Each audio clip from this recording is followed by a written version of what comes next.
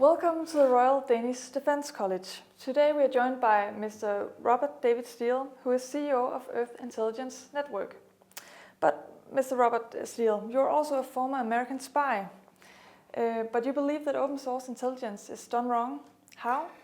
Well, let's start with how spying isn't worth all the money we spend on it.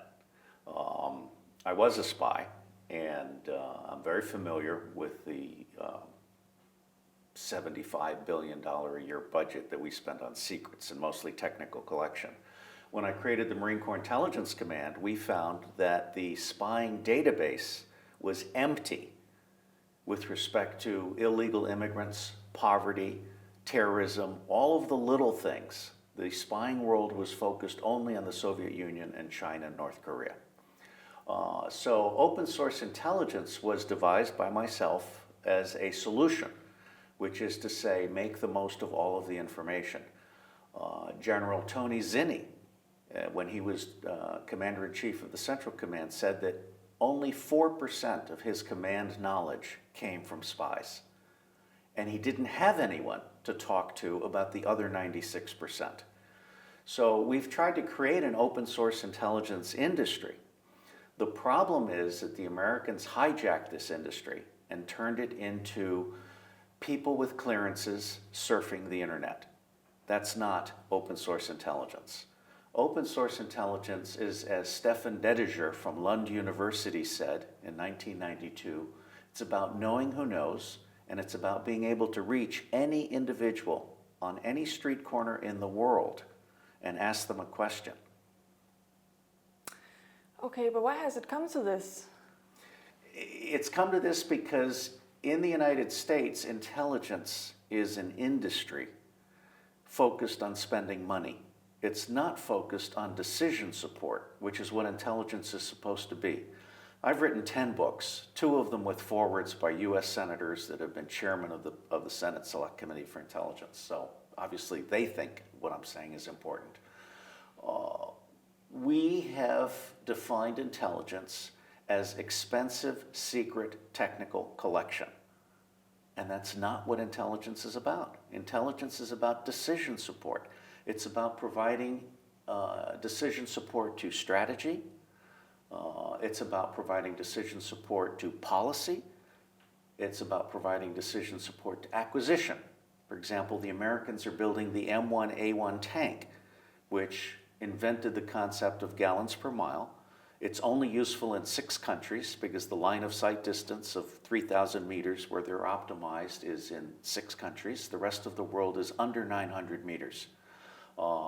They displace entire truck companies on a Navy ship, and they're too heavy. The bridges of the world are 30-ton bridges, so these tanks can't go over most bridges. All right? So open source intelligence is about getting a grip on reality at a very low cost and being useful to everybody.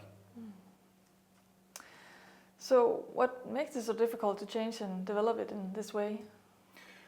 I personally think it's corruption. The American system is very corrupt. We have basically created a system that spends money.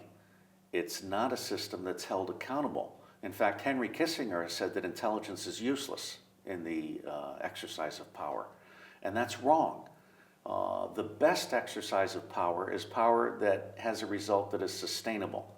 And sustainable power demands evidence-based decision-making.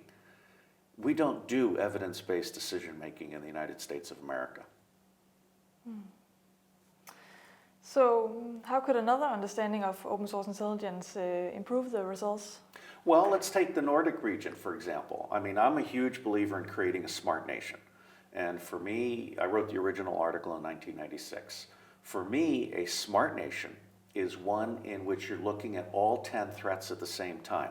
Now, the United Nations identify the top 10 threats to humanity as, in this order, poverty, infectious disease, environmental degradation, interstate conflict, civil war, genocide, other atrocities, proliferation, terrorism, and transnational crime. Those are the 10 targets for intelligence. The American model, the NATO model, focuses only on interstate conflict and terrorism. It ignores everything else. I predicted the illegal immigrant breakout in my second book in 2002.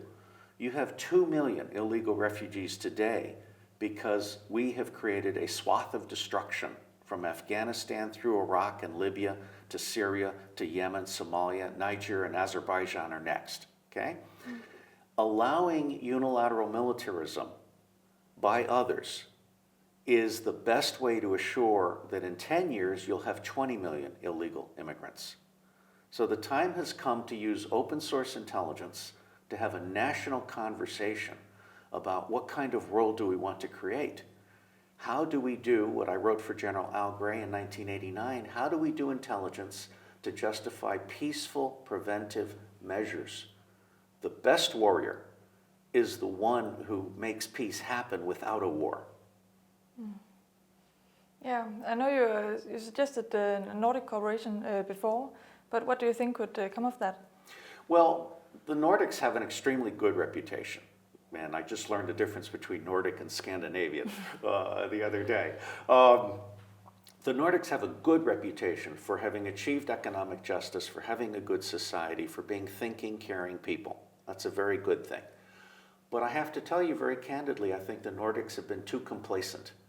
They have allowed the Germans, the French, the Americans, and others to do things that have caused this illegal immigrant problem. I believe that there is a need for an independent, autonomous Nordic intelligence center, one that is completely open, that has all 8 tribes participating. The government and the military are actually the smallest information tribes. Academia, civil society, including the state church and labor unions, commerce, especially small business, government, especially local, law enforcement, media, including bloggers, the military, and then non-government, nonprofit. These 8 tribes have vast amounts of information that doesn't get to the government, that doesn't get collected, processed, and analyzed. There is no national conversation about what to do about poverty in the world so that we don't have war, so that we don't have illegal immigrants, all right? So I believe that a Nordic intelligence center, a NATO intelligence center, a United Nations intelligence center are necessary. They should be rooted in open source intelligence, because one of the problems with spying is that when you tell a lie, and it's a secret lie, no one can challenge you. Okay. You also believe in a completely different approach to recent years' terror threats in Europe. How could Europe handle it better? One of the problems with terrorism is that we don't acknowledge that we are creating the terrorists. When I say we, I'm talking about the West, I'm talking about unilateral militarism. General Wesley Clark has said on YouTube that there has been a foreign policy coup in the United States. The neoconservatives have basically hijacked American foreign policy, and they have managed, on the basis of many lies, the invasions of Afghanistan and Iraq. In the case of Libya, we supported the French in destroying that government because the French wanted better oil contracts. So what we are doing with all of this is basically creating mass instability and millions of displaced people. We are subsidizing 40 of the 42 dictators on the planet. The only 2 dictators we don't like are in North Korea and Cuba. All the other dictators are good. We are tolerating the Saudi Arabian export of Wahhabism, which is not terrorism, but it creates a pool of useful idiots from which terrorists can be recruited very easily. All right? So from my point of view, we need to do holistic analytics, which is to look at all threats all the time. We need to do true cost economics, which is to understand the actual true cost of any policy that we support, all right? This assault on Syria, which stems in part from the dismantling of the Iraqi army and the Sunni officers that were then impoverished and disenfranchised. This is creating a cost for Europe that I don't think anyone has evaluated properly. So in my view, terrorism has to be viewed as a symptom, not as a threat. Terrorism is a tactic, not a threat.